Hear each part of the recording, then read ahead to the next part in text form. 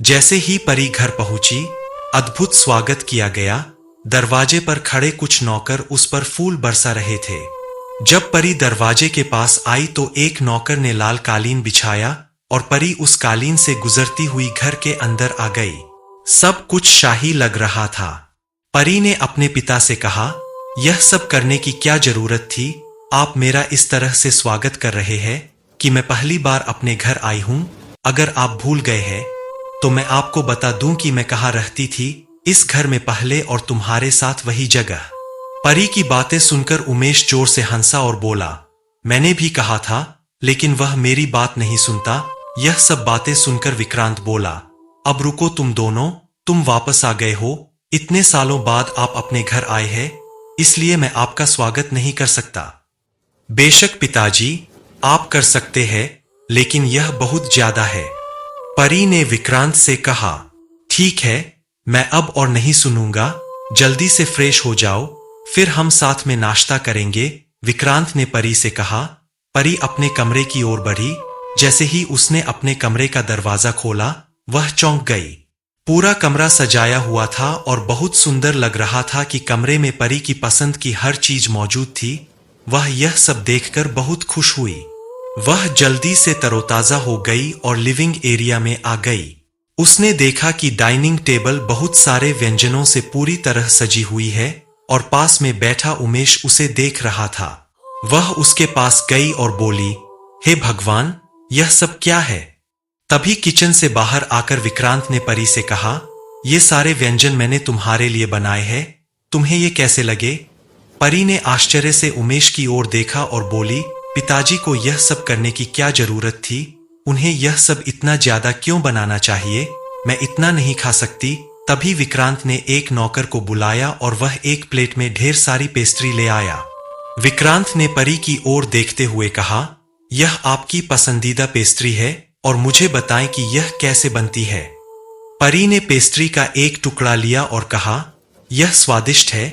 फिर विक्रांत भी उसके साथ बैठ गया और वे सभी एक साथ नाश्ता करने लगे।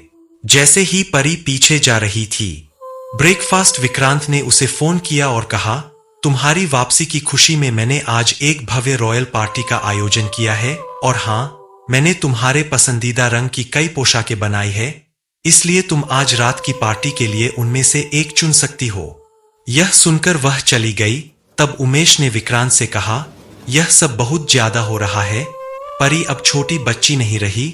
जो तुम उसके साथ ऐसे व्यवहार कर रहे हो, वह अब बड़ी हो गई है और स्मार्ट भी है। उसकी पसंद नापसंद सब बदल गई है।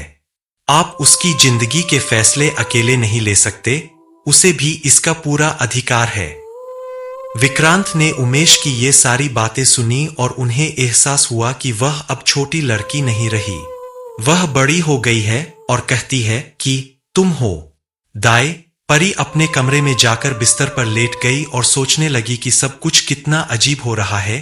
थोड़ी देर बाद एक नौकर ने उसका दरवाजा खटखटाया और कहा कि मैम सर आपको नीचे बुला रहे हैं। ठीक है, मैं आ रही हूं, परी ने नौकर से कहा। कुछ देर बाद परी नीचे आई तो उसने देखा, उसके सामने एक युवा महिला अपने हाथों में बहुत सारे कपड़े लेकर बैठी है। उमेश जो सोफे पर बैठा है, उसने परी की ओर देखा और कहा, उससे मिलो, वह परी है। और परी, वह कनिका है जो बेंगलुरु की एक प्रसिद्ध फैशन डिजाइनर है और उसने तुम्हारे लिए कुछ पोशाक लाया हूं। हेलो मैम, मैं कनिका एक फैशन डिजाइनर हूं। कुछ दिन पहले आपके पिताजी ने आपके लिए कुछ पोशाकें डिजाइन की है, क्या मैं आपको दिखा सकता हूं? हाँ बिल्कुल, परी ने कनिका से कहा, लेकिन सभी पोशाकें एक ही रंग की है, लेकिन डिजाइन बहुत अनोखे हैं, कृपया देखें, कनिका ने परी से कहा। परी ने सभी पोशाकें गुलाबी रंग में देखीं और एक एक करके सारे कपड़े पहनने लगा।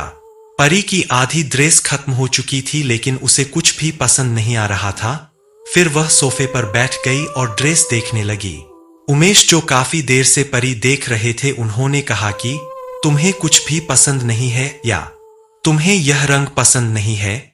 मुझे पता है कि तुम्हें ये सब चीजें पसंद नहीं है। उमेश परी के लिए दूसरे पिता की तरह है। उमेश का कोई परिवार नहीं है, उन्होंने शादी नहीं की है, वह अभी भी सिंगल है और परी को अपनी बेटी की तरह मानता है। काफी देर बाद आखिरकार परी ने एक प्यारा सा चयन किया। मोतियों और ऑफ शोल्डर से बना एक अनोखे डिजाइन वाला गुलाबी रंग का गाउन। परी की ड्रेस चुनने के बाद वह भी चली गई। परी एक स्वतंत्र और बुद्धिमान थी। लड़की लंदन में अकेले रहने के बाद उसके पास बहुत अनुभव था। उसे अपने पिता का व्यवहार पसंद नहीं था और सब कुछ शाही था। वह उसके साथ ऐसा व्यवहार करता था जैसे वह एक छोटी लड़की हो। परी ने अपनी पोशाक ली और आज रात की पार्टी के लिए तैयार होने के लिए अपने कमरे में चली गई।